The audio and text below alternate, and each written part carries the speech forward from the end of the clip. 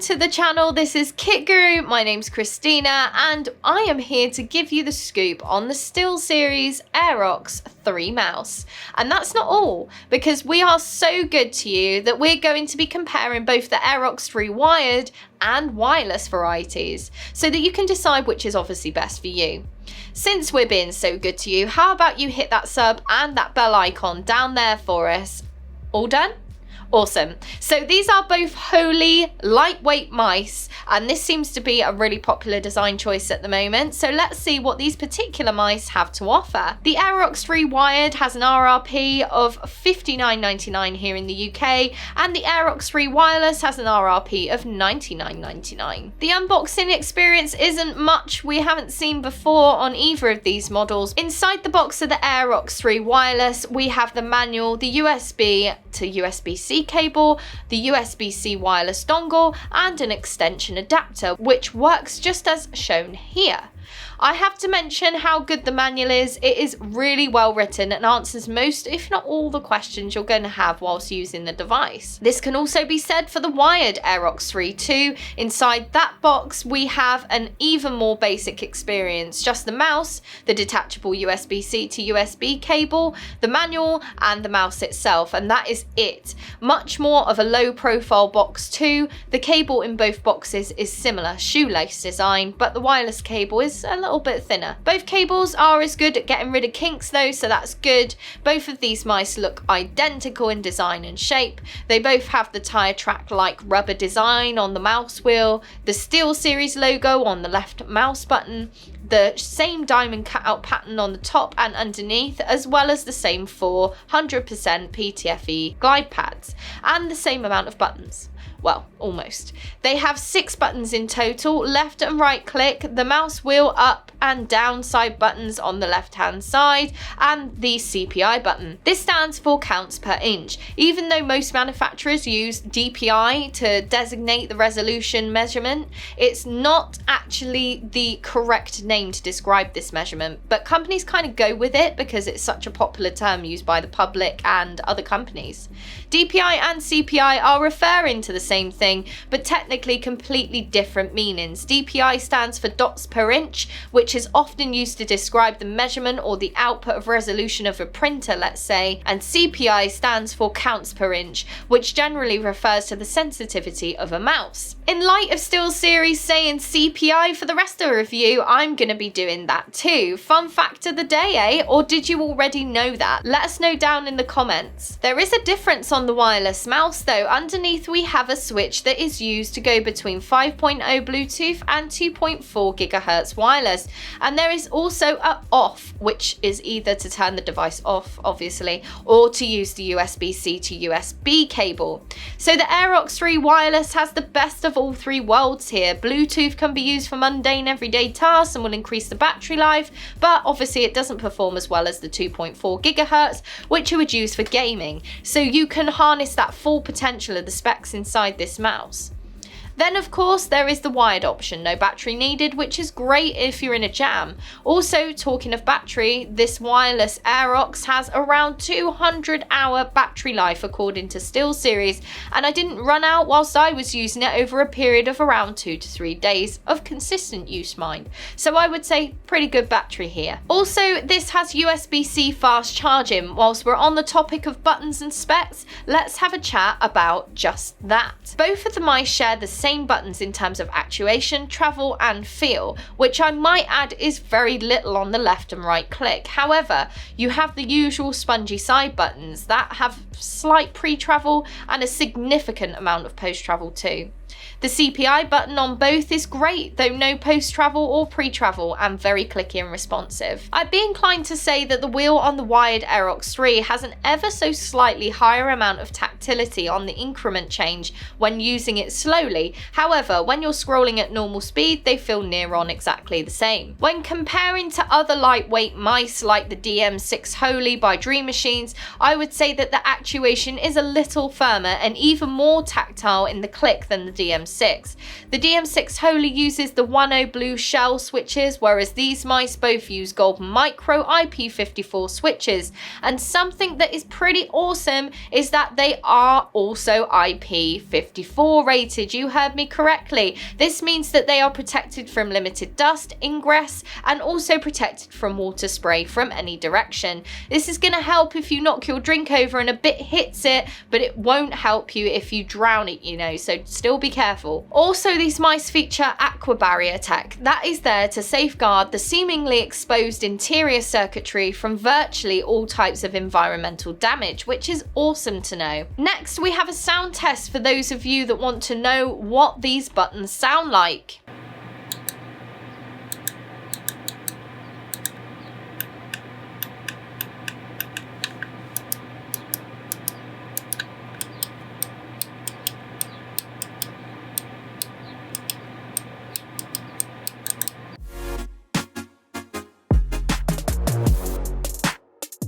So we've spoken about buttons long enough. Let's move on to the sensor. The wireless Aerox 3 has the True Move air sensor and the wired has the True Move core sensor. The Aerox 3 wireless uses the True Move air sensor first introduced with the Rival 3 wireless. It's a custom sensor co-developed with Pixar specifically for wireless performance. This optical sensor has up to 18,000 CPI, 400 inches per second and 40 Gs of acceleration. The wired Aerox 3 uses the True Move core sensor first introduced with the wired Rival 3, would you have guessed, still co-developed with Pixar specifically for performance. This optical sensor has up to 8,500 CPI, 300 inches per second and 35 G acceleration. For comparison purposes, and since we already mentioned the DM6 Holy S earlier, the DM6 Holy S has a Pixar 3389, which is a 400 inches per second, 50 G acceleration and up to 16,000 CPI. So similar to the wireless Aerox 3 and a bit of a downgrade in terms of sensor specs on the wired, but for me, I noticed very little if any difference between them. I don't throw my arm around anyway, even though I do use a really low DPI, and I didn't notice any lag or jitter or anything like that, so we're all good. Yes, I did play Call of Duty with them both, and I absolutely favoured the wireless purely from the perspective of it being wireless, but to be honest, no difference in my performance or score when using either of them.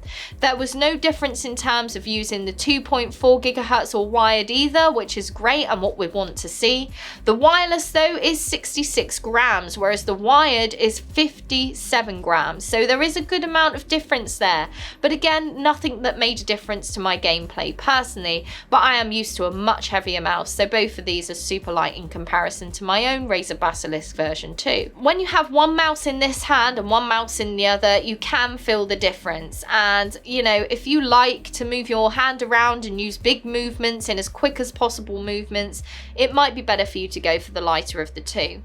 We did a lift-off distance test for both the wired and wireless Aerox 3, and we found out that the wired Aerox 3 was still reading at 2 discs height, and the wireless wouldn't even read with 1 disc height. Now, most people prefer lower lift-off distance for fast-paced FPS games, so the wireless is definitely the one to go for there. It's obviously not as good if you want to change out the feet yourself, but I'll leave that up to you to decide. The comfort and feel is identical on both of these mice due to them being the same size and design. The hump on these mice is of medium height and with a rather drastic slope off at the tail end. This leaves quite a lot of my hand hanging off the back end of the mouse in my fingertip grip, and bear in mind my hands are pretty tiny, about 6.5 inches as well. There is quite a lot of pinky and thumb drag. I know some of you like that and this gives you more control, but for me personally, I prefer a slightly higher hump and a more gradual slope so that I can move the mouse around quickly if I need to without having to reposition or move my hand. Again, this is in fingertip style, so that's my personal favourite. When using palm though, there is only a small amount of hand hanging off the back and the hump is just the right height to add that support and comfort. Claw grip is pretty comfortable too, and you don't lose grip due to that textured plastic on the sides and on the mouse buttons. Build quality wise, they do both differ. The wired Aerox 3 has quite a lot of flex when pushing down on the shell from the top, and this also engages the left and right click. It It's also really easy to engage those clicks, pressing almost anywhere when holding the wired Aerox between your finger and thumb and applying pressure. Whereas on the wireless Aerox 3, there is no flex when pushing the shell down, but a bit of flex, and that only happens when you squeeze the whole thing in between your finger and thumb, and this then engages the left and right click. This only happens in one place underneath. There is no side flex from either of the models though, which is great. Now, there is one thing we haven't spoken about that you can see, and that is the RGB. They both have an opaque white/clear plate that sits inside the bottom of the mouse and shows itself along the bottom edge of the mouse. This gives a nice hue of light around the mouse on your mouse mat, and it also looks pretty cool through the grid of the body. Also, on the wireless Aerox 3, you will get an orange glow if the battery starts running low. You can change this RGB and some other settings in the software. So here we are in the software. You can see the welcome screen with a downloadable open beta to be able to share games, also cloud sync options. You can back up and sync your settings. Next though, if we close this little window, we come to the main screen. So here you can see the two mice that I've got connected, the Aerox 3 and the Aerox 3 wireless. If you click on here, you can see that you can change everything from macros to button configuration, and of course polling and CPI levels. You can also change lighting effects in the next tab. A handy little notification does appear at the top of the screen to let you know that Windows settings are changing the mouse settings, and it helps you sort that out if you wish to. This is a really cool feature, as it shows that the software isn't just changing settings in Windows like some other software that I've seen, but it has its own environment entirely. But it also recognizes that Windows settings are there too, so you can gain ultimate control over those mouse settings. There's also a handy live preview button at the bottom that shows you exactly what you're doing and changing in real time. So that just about covers all of what you can see, feel and experience when using these mice. So let's jump on over to the conclusion.